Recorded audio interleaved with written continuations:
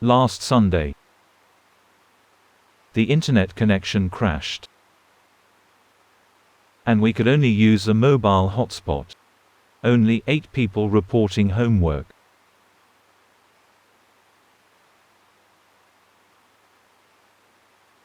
There was no sermon. Actually, Dharma is never far away.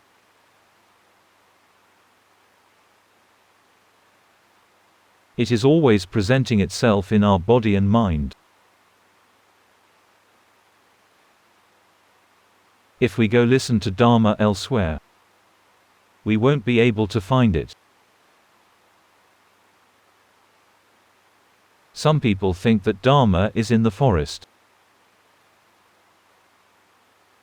so they go practice there. Or they go practice in the cemetery, as they think that Dharma is in there. They don't understand that Dharma is at our body and mind. Some people go meditate in cemeteries. But cemeteries nowadays are unlike ancient cemeteries.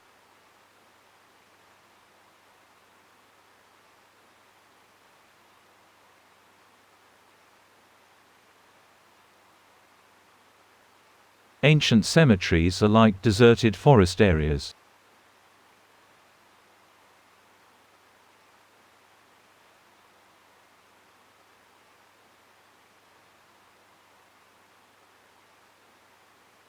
I went once, unintentionally.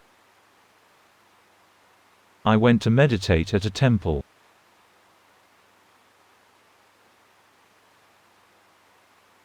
And the master told me to stay close to a cemetery's entrance.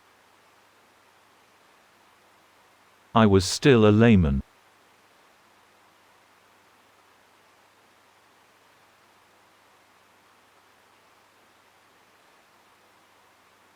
I went to meditate, and I was scared.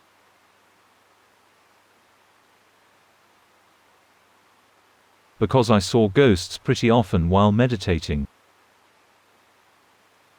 It could be my mind playing tricks. But I was still afraid that ghosts could walk out of the cemetery.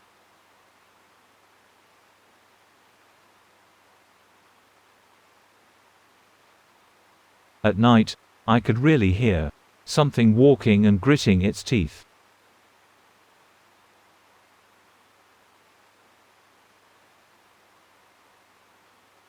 I was afraid, but finally decided to see for myself what it was. What ghost is gritting its teeth? So, I shone the spotlight on the sound, and I saw a dog carrying and gnawing on a bone.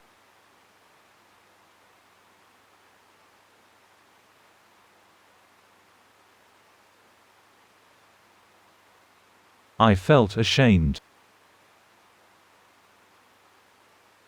So I decided to walk into the cemetery. I retreated several times, but finally I made it in.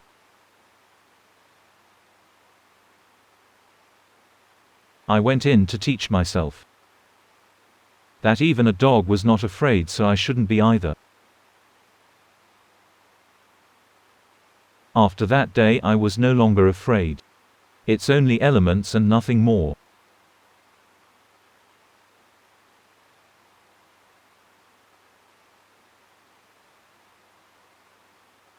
During the Buddha's time, a monk went to practice in a cemetery.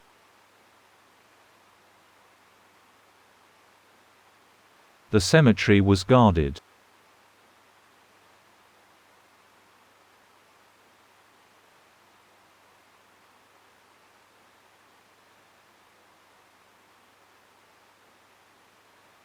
But the monk said he would like to meditate on unsightly bodies. The guard told the monk not to walk around,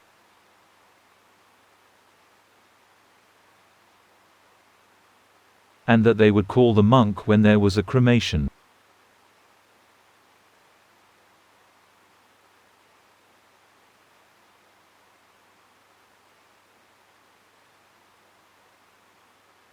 The tradition was to cremate the body on the day the person died. One day, a beautiful woman died. And the guard called the monk to see the cremation. When he saw the body, at first he thought that the body was still beautiful.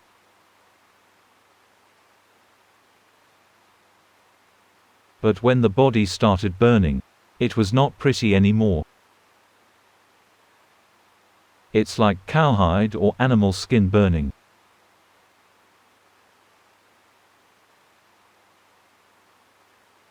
The skin was inflated and broken. There was pus coming out of it. It's disgusting.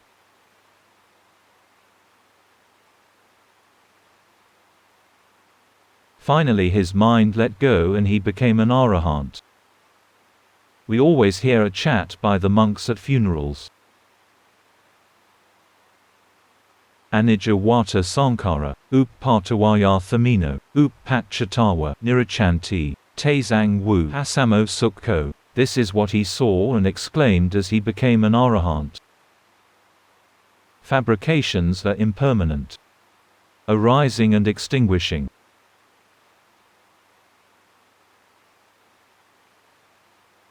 He saw the arising and extinguishing of sankara, fabrication. Then he said, the end of fabrication is peaceful. Not, death is peaceful. Sankara is not only the body. It is all fabrications. Which is all rupa and nama, physicality and mentality. The body has been turned from beautiful to ugly. And turned into ashes. No more cleanliness, no more dirtiness. One day his body will be the same. He also saw nama. When he first saw a beautiful body, his mind fabricated that it is beautiful. This is lust arising. When the body is burned, it is ugly.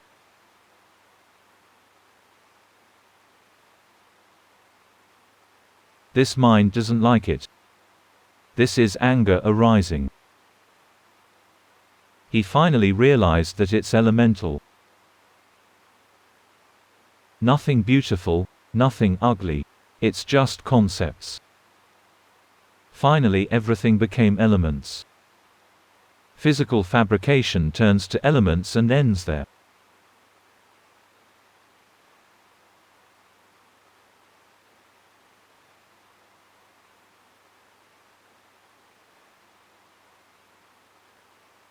But mental fabrication is in his mind. He saw that sometimes it is lust arising, sometimes anger arising. He saw that all nama and rupa are just elements.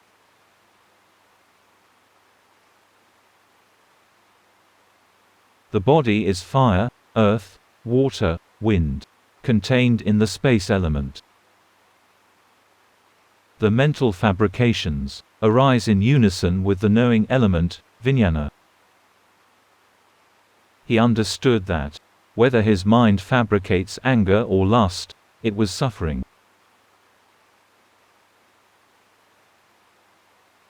He saw that all fabrication is suffering, so his mind transcended fabrication. At last he exclaimed, "It is peaceful when all sankara, fabrication, is extinguished."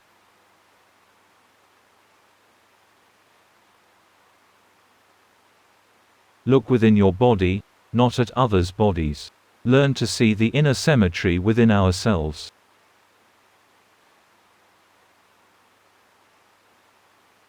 The inner symmetry is within our body. Each day we put so many animal carcasses in our mouth.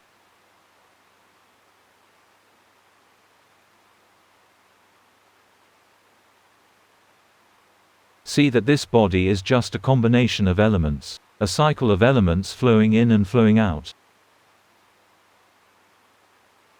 The mind also has fabrications. Sometimes unwholesome, such as greed, anger, delusion. Sometimes wholesome, not having anger, lust, delusion.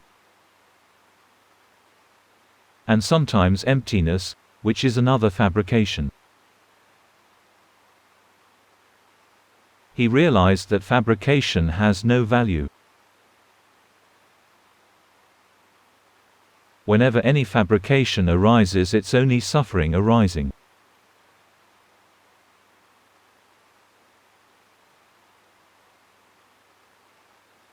As I have always said, whenever fabrication arises, suffering arises. Whenever desire arises, suffering arises. Whenever there is attachment, there is struggling of the mind.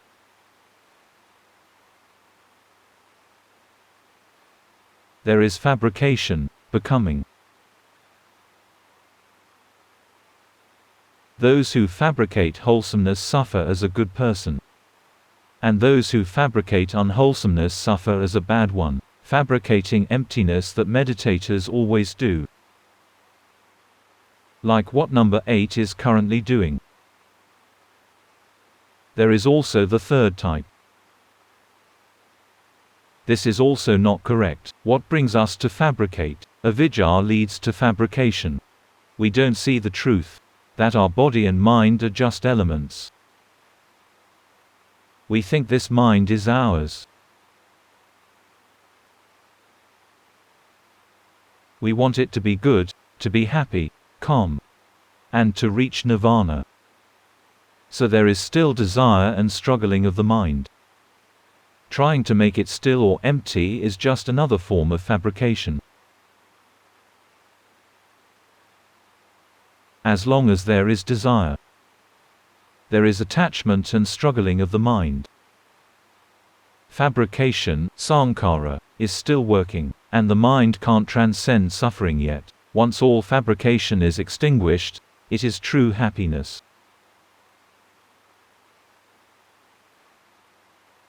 This fabrication is rupa and nama. The rupa, physicality, consists of elements, and as the body dies, earth, water, wind, fire element returns to its original form. All the elements are contained within the fifth element, space.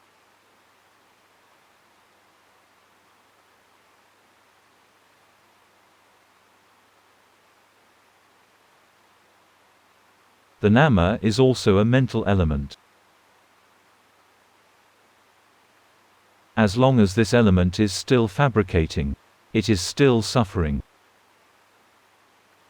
The earth, water, fire, wind elements just return to their form as the body dies.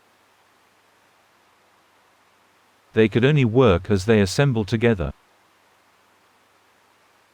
forming a human or animal's body. As the elements break down, they go their own way. No more struggling. The mind is similar. Once it transcends fabrication, it returns to its true form called vijnana element. This vijnana element has no more fabrication, so it's peaceful. As he said, it is peaceful when all fabrications are extinguished. When we intentionally fabricate something, a fabrication,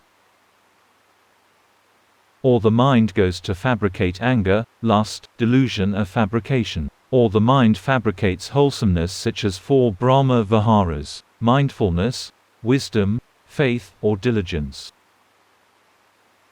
All these are fabrications. Concentration is present in each moment.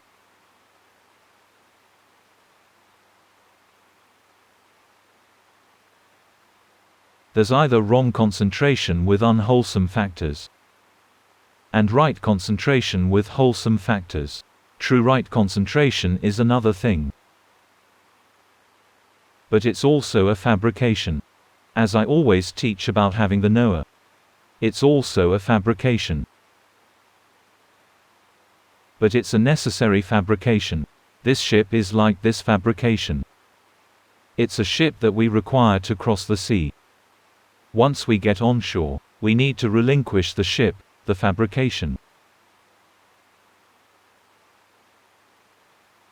And the mind can reach true happiness. So, it's not that we should go to meditate somewhere.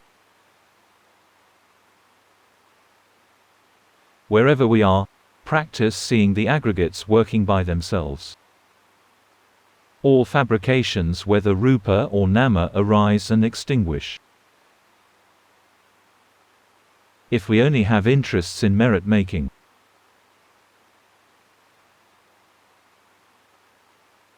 it's not yet true Dharma practice. It's only being good people. No chance for reaching nirvana. Being drunk with merit making. Being drunk with merit making is better than being drunk with demerit. Merit results in happiness, but demerit results in unhappiness. But it's best to practice wisdom development and transcend above merit, demerit.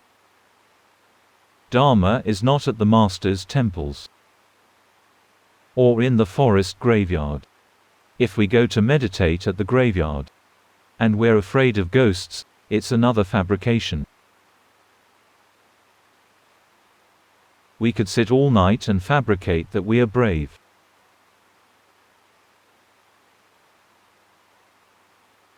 If we are not aware of fabrication wherever we go, it is useless.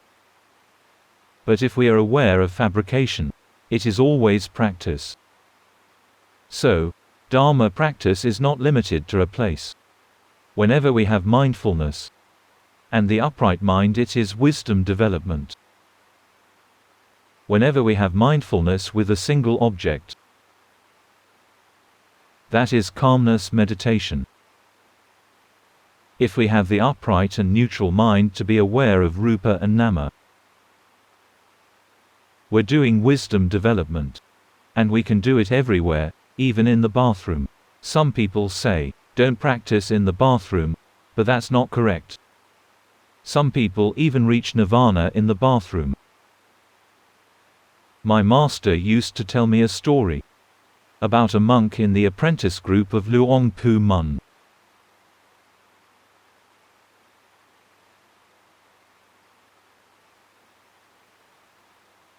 Luang Pu Mun died in the year 1949.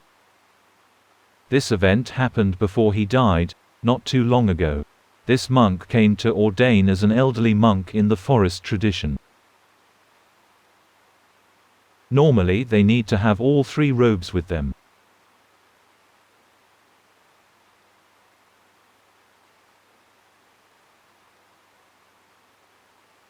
Before the sun rises. As they prepare for collecting daily alms, this monk went to a pit toilet that had 2 planks of wood which he could squat on.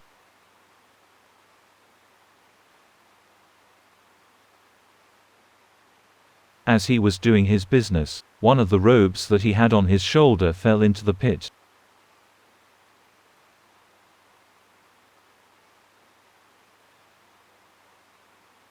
He had to lift a plank of wood and get down in the pit to retrieve the robe. As he stepped in, his foot sank in a pool of feces.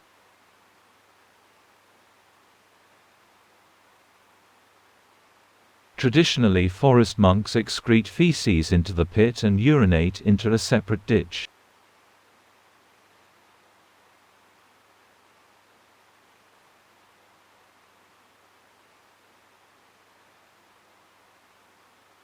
In the pit there were a lot of flies and crawling worms. He felt really disgusted.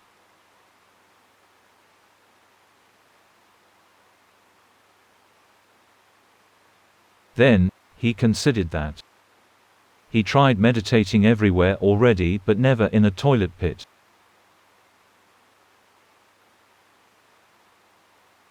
As worms was crawling up his leg. He was being mindful of his mind until he understood Dharma.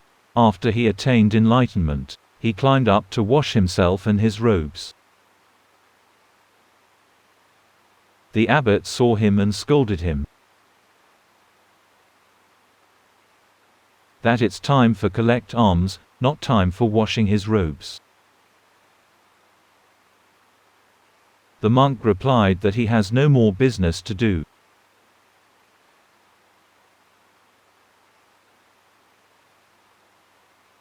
He was hinting that he has finished his practice, so there's nothing urgent for him anymore. The abbot got angry and thought this old monk was too stubborn. He could not believe that. The monk got enlightenment at the pit toilet.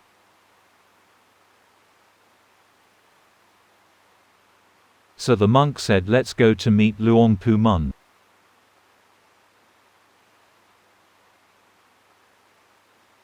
And let Luang Pu Mun be the judge.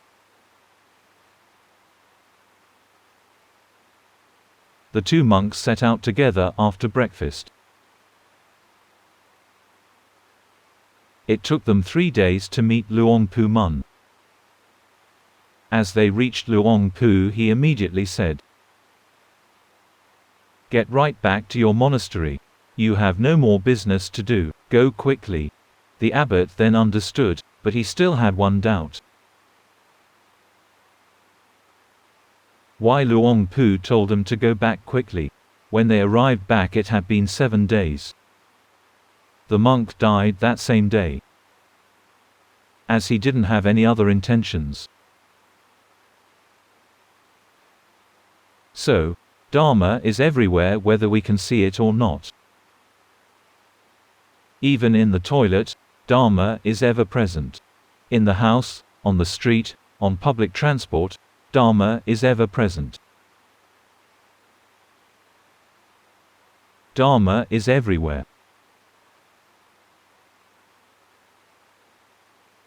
But if we don't know how to look, even if we go into cemeteries, we won't see it.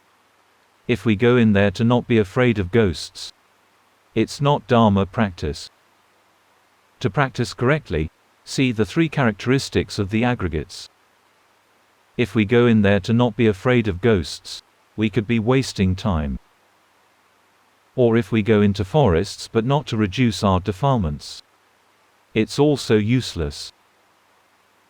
Dharma is not limited to a certain time or place. Even in toilets, people have practiced and achieved their goal.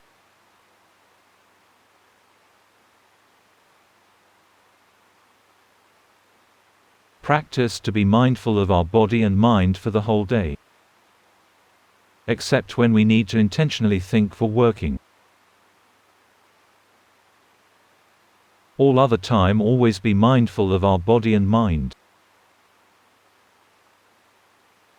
We will be able to see that the body that is breathing out, breathing in are all impermanent. The body that is standing, sitting, laying down are all impermanent. This body consists of elements.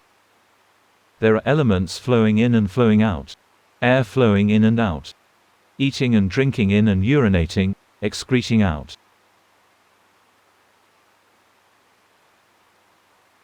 It's just a bunch of elements. There's no person, no you, no me. Everything is just rotating elements. We also see our thoughts and all sensation through our senses arising and extinguishing. They are all just elements.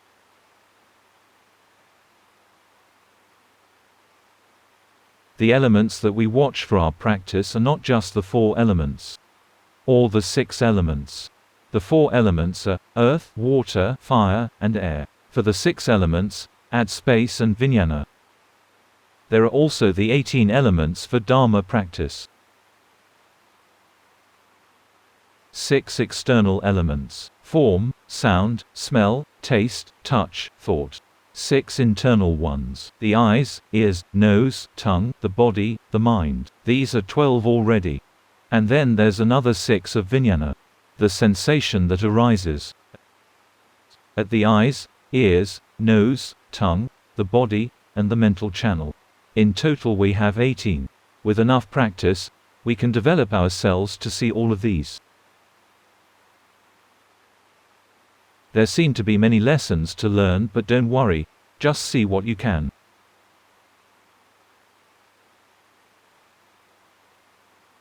Like when are in a bachelor or master's degree program. We also study many things. But the knowledge that we use for working is just a small part of what we have learned. We feel it's a lot of knowledge, but we have been accumulating knowledge since first grade. The same with Dharma practice. Keep learning and accumulating correct knowledge. It's like I have graduated with a bachelor's degree,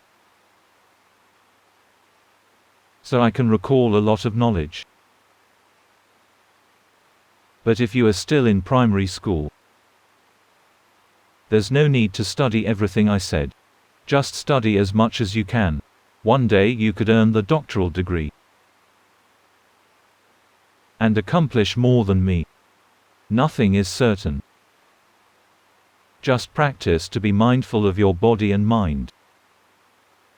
See the elements working. We can study the 5 aggregates.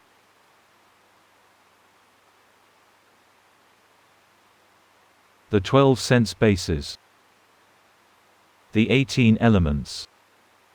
Or the 22 faculties. The 22 faculties are mostly nama elements. We don't have to study all of them. There is also the 24 pratityasamutpada.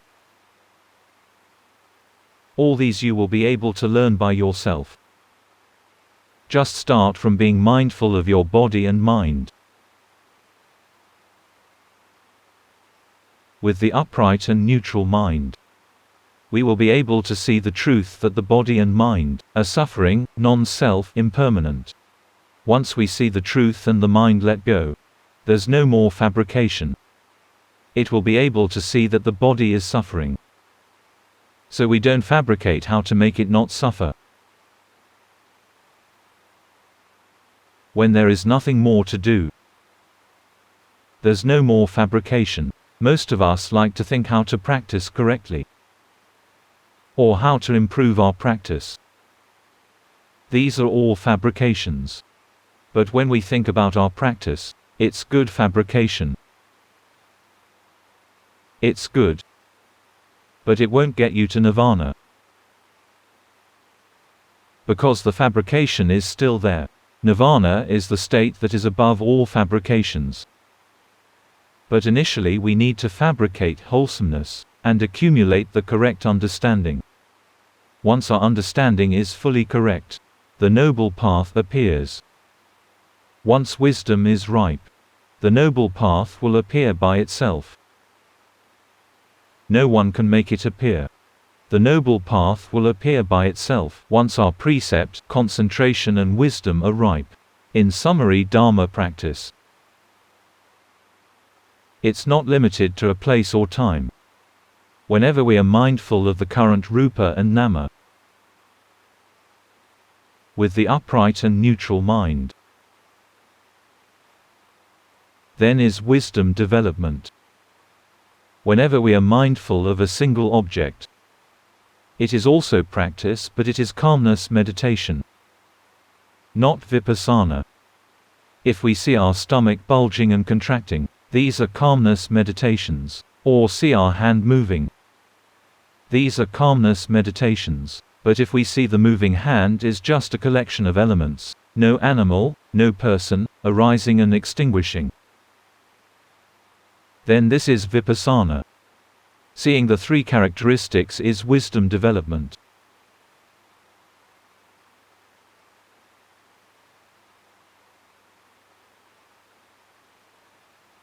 The text says that right concentration is the immediate cause for wisdom to arise, so we need to practice our mind to be upright with right concentration, and be mindful of our body with the neutral mind, so the mind doesn't sink into the body.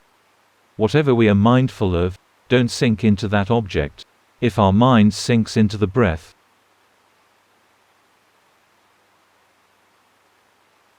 then the mind is not upright. And we can only get calmness at best. Number 8. You need to adjust a lot. Your mind is stuck in dullness. It's a wrong concentration. Don't be stuck there. It's of no use, just being dull.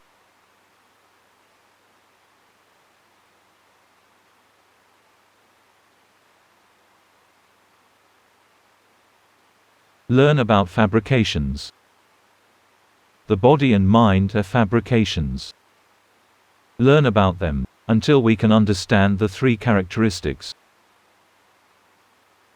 And end fabrications. Once we are aware that the body is impermanent, suffering, non-self, we stop wanting the body to be permanent, immortal.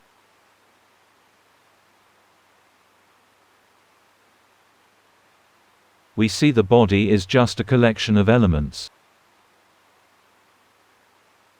So there's no more fabrication for it to be permanent, everlasting, and under control. Just know the body as it is. Then the mind will let go of the body. And see the mental, nama, working next. Some people can start directly from watching the mental phenomena. See the fabrication in their mind. If we let go of the mind, we will also let go of the body. Because the mind is what we consider as our self and dearest to us. If we can let go of the mind, the body will be let go of automatically.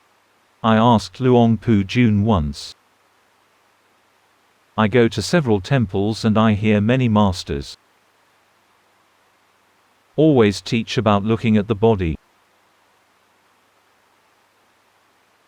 Then I asked, Luang Pu, do I have to watch my body as well?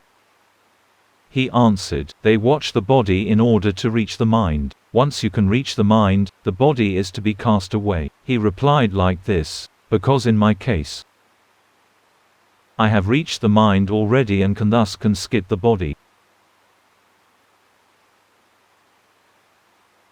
But this is according to each person's proficiency. Some people need to watch their body first. Yesterday there was a group of people that came to study with me.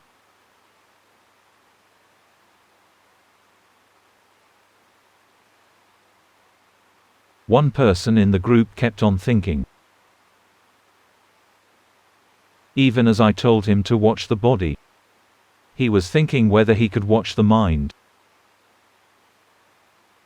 I told him if he is confused and can't see the mind, then watch the body. If we also cannot watch the body, then do calm meditation. Such is the sequence of practice. However, some people may be able to watch their mind directly. For my case, I watched the body and felt the body was confining, not an expansive topic. But I felt the mind was complex. Having more than 80 types to study. Having fun to learn. In summary, Dharma is at our body and mind. Be mindful of our body and mind, with the mind that is upright and neutral. If we can watch the mind, do so. If not, watch the body. Otherwise, do calmness meditation. There is always something to do. Watching the mind, watching the body, or calmness meditation. On the days that we're tired, we can do calmness meditation. It's a very good relaxing practice. Each night we sleep for many hours. But if the mind can be in meditative state for an hour, it's even more refreshing.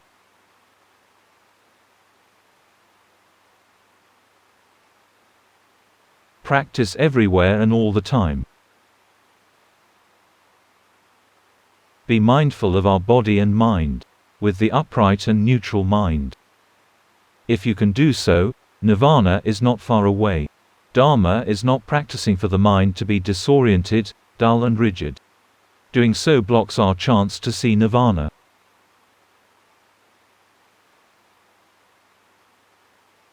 That is all for today. Next is the homework review session. Number 1. I do meditation practice at least 15 minutes per day. In the first 2 years I thought I could see aggregates separate, but lately I don't see any progress. I see that my anger and feeling of self are very strong, and while I do meditation my eyebrows are knitted together. I tried moving my awareness elsewhere, but still the same thing happened. Please give me some advice. No matter where you move your attention to, it's the same, because the mistake is at your mind. If there's desire, for example, wanting your mind to be good, it is stressful no matter where you move your mind. Be aware of your own mind. If it wants to be good, wants to see or wants to be something. Whatever your mind wants, just be aware of it. It is a simple and ordinary practice. If your eyebrows are tense, but you move your mind elsewhere, it's still the same because its cause is still there. Its root cause is desire. Be aware of your desire. Learn of the result and relinquish the cause.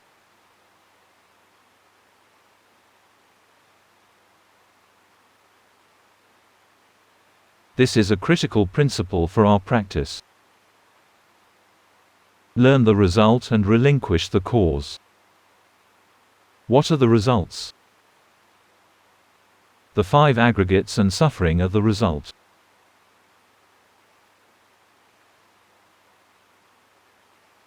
Its cause is defilement. When there's defilement, there's action, which is fabrication of the mind. Then the result is suffering.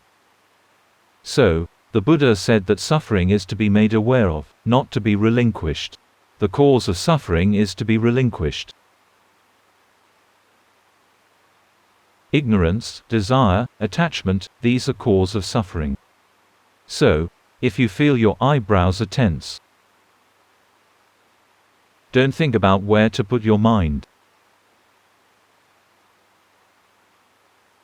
but be aware that your mind is tense. It is tense because it wants to be good. When you're aware of this root cause, the tension will be gone. And the tightness in your eyebrows will be gone. This is the same with the 4 Noble Truths. Dukkha is to be made aware of, and samudaya is to be relinquished. Number 2. I practice walking meditation for 1 hour a day. When my mind is restless, I stay with Luang Pu Kao's prayer. Buddha Mettang Chitang Mama. Buddha Buddha Nupawena. In my daily life I have some mindfulness, but it seems not frequent like previously. May I get your advice? After meditating for some time, the practice can get stagnant, so you need to encourage yourself.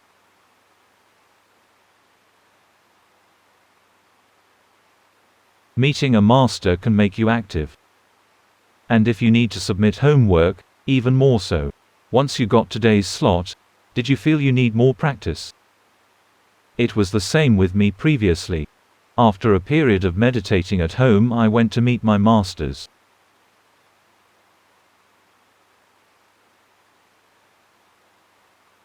And I couldn't be sluggish. Our masters are old, but they use a lot of their energy to teach us. If we just listen but don't practice, we should feel ashamed to meet them. Sometimes we need to encourage ourselves. There are several techniques. Sometimes we need to encourage or comfort ourselves. If we feel we're not progressing, we can say to ourselves that previously it was worse. This is just temporary and it will improve.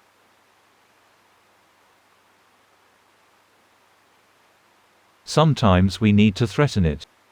If our mind is too lazy, we can warn it that people are dying every day.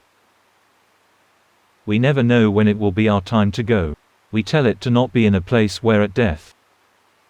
We regret not having practiced enough. So, in our practice sometimes, we need to encourage, comfort, or teach our mind. We can teach it by setting a question for the mind to contemplate. For example, what is causing the mind to struggle?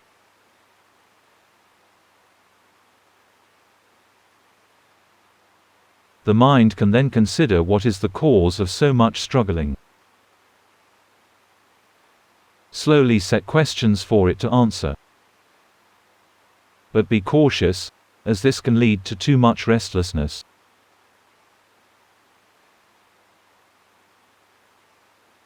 Sometimes we need to go meet our masters or friends that practice like us.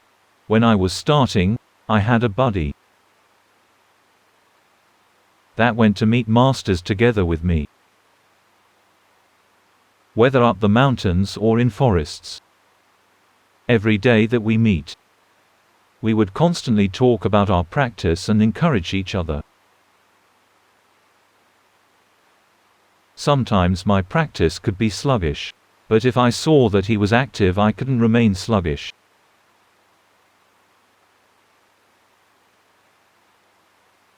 And vice versa.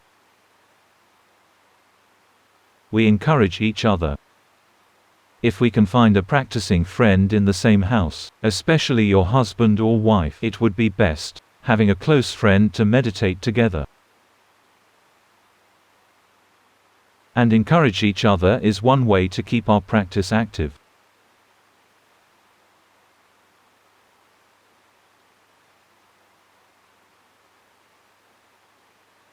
Your practice is okay. Don't be sluggish with your practice, keep teaching your mind that people are dying from COVID-19 every day. Number 3. In the morning I meditate chanting Bujho. In the evening I do walking meditation. And during daytime I see whatever is suitable. Quite often when I'm not doing anything, I still feel tight to the point of feeling tired. While I'm taking a shower, I see my mind wander to think frequently. May I ask for your advice? While taking a shower, you feel it's not time to practice. So there's no intention. And it's good. You have the same problem as the first person, which is setting too much intention and forcing yourself. Once there's forcing, there's the result, which is tightness. We don't solve the tightness directly. Suffering is to be known, but we relinquish at its cause, which is desire. If you try to meditate, it will be tight. But while taking a shower, you're not thinking about meditation, and it's just right. So, the problem is with your desire to progress in meditation. Just be aware of this and you'll be fine.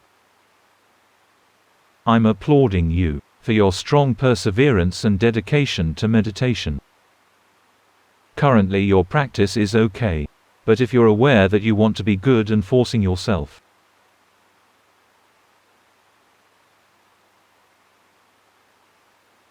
then your practice will be even better. Number 4. I practice every night by chanting and having the mind watch my breath. If my mind drifts elsewhere, I see that it can think by itself, it's not myself. During daytime I have the mind to see my body working. If it goes away thinking I realize so. I would like to know if I'm practicing correctly. It's correct. But did you wake up earlier than usual? Are you still sleepy? Your mind doesn't have energy.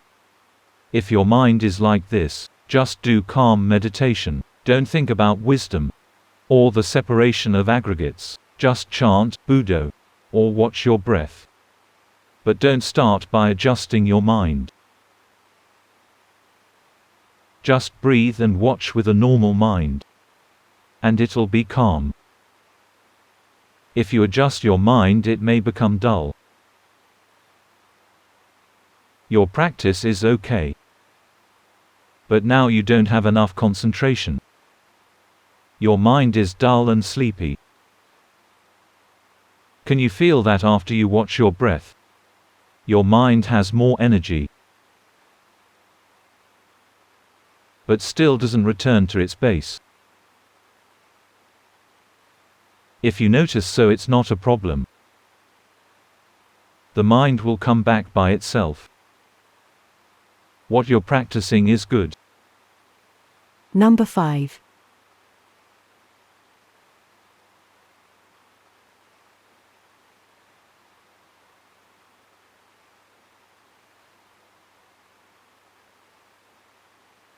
I just survived from COVID-19. I see the mind that is aware or that drifts away are both uncontrollable.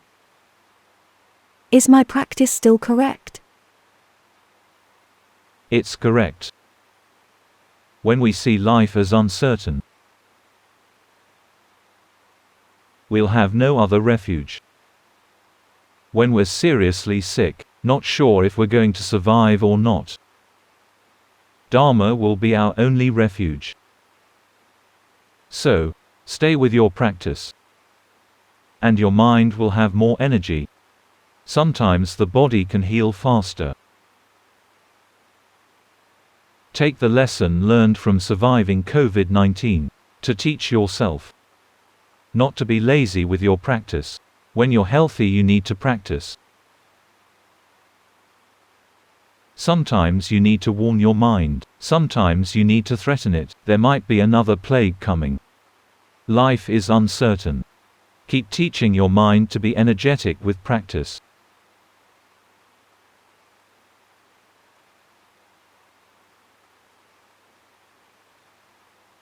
Number 6. I practice by sitting or laying meditation.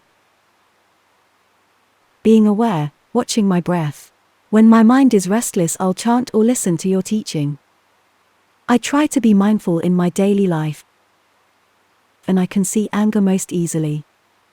But while I'm practicing formally, I feel as if there is wind flowing in my forehead. Sometimes so strong that I feel tight there. It has happened for 7 months already. I feel I'm not progressing. I still have strong attachment and fear of suffering.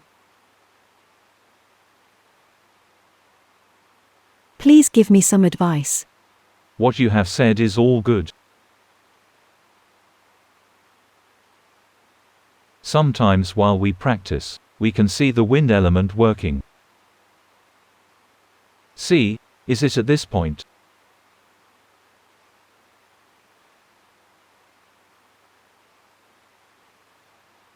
Sometimes you can feel like a fan spinning in there. It's a chakra point, where energy can flow in and out. Some people can practice to gain some special abilities. But it is as it is.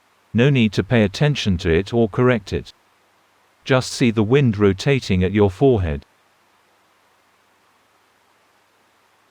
If your mind feels concerned or doesn't like it, because it is not calm, just know so.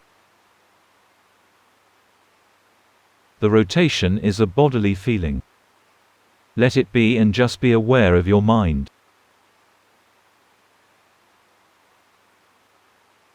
When the mind has concentration, Some people can sense this rotation at their hands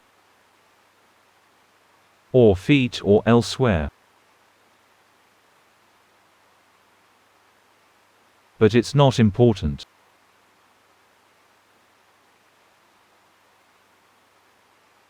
Number 4. Your mind drifts off. Number 7. At the beginning of the year, I have practiced walking meditation continuously. Initially I practiced by chanting Buddha and watching my walking body. From beginning of this year I practice by watching my body only. I feel I have more mindfulness.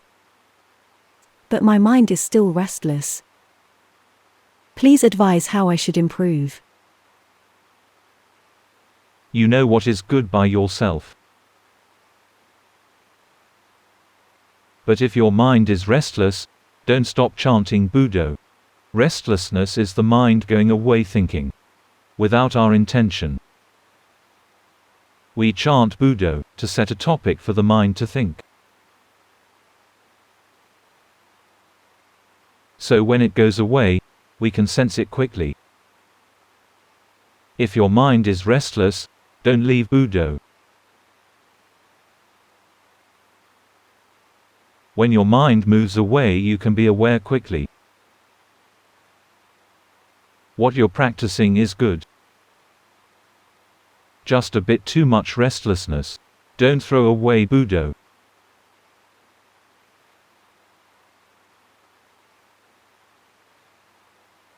Number 6. When practicing, don't let your mind sink in like that.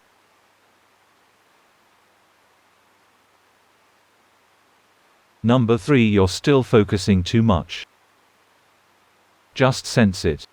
Number 8. I've checked homework for you several times already. Do you realize where's your mistake yet? Dharma practice is not about forcing your body and mind. That is erring on the side of control.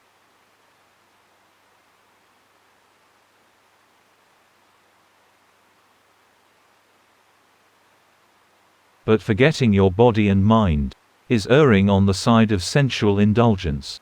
When we forget our body and mind, it goes to the form, smell, taste, sound, touch or thought.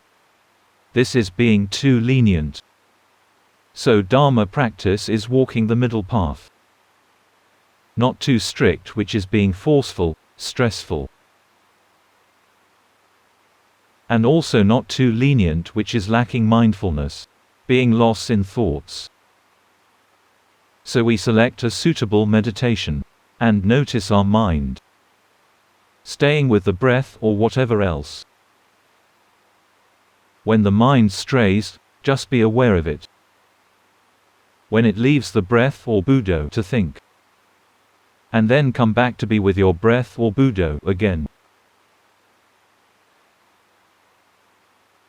If your mind doesn't have concentration, it can't develop wisdom. Only restlessness and defilement arises. Some people don't practice concentration. They just think about how the body and mind are suffering, non-self and impermanent, without proper concentration. This is all just restlessness. When they continue thinking, their mind may seem to be calm. The mind is outside and doesn't reach its base. It is wrong concentration. Firstly, we have to practice correct concentration. For the mind to be aware and knowing, and use this upright mind for wisdom development. Wisdom development is having mindfulness to see the truth of the body and mind with the upright and neutral mind. The upright and neutral mind is very important. We're not to create a dull or motionless mind. That is tightness and control. The mind is bright and delightful by itself.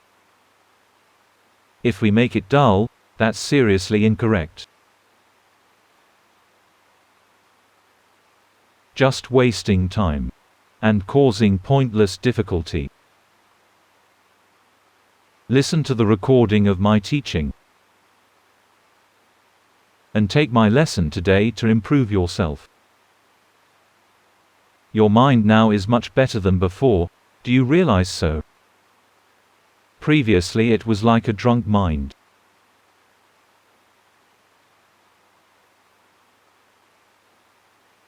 The mind needs to be fresh and awake to be right. Now your mind is not so good again, because it strayed away thinking. When you intentionally practice, it's too tight. When you forget your practice, it's too lenient. Take notice when it's either too tight or too lenient. It's too tight when you have greed and want your practice to be good, and too lenient when the mind is lost in the senses. We can't create the middle path. We need to be aware of the two incorrect sides, and the mind automatically enters the middle path. What is correct can't be made up. Just be aware of what is incorrect, and the mind automatically becomes correct. That is all for today.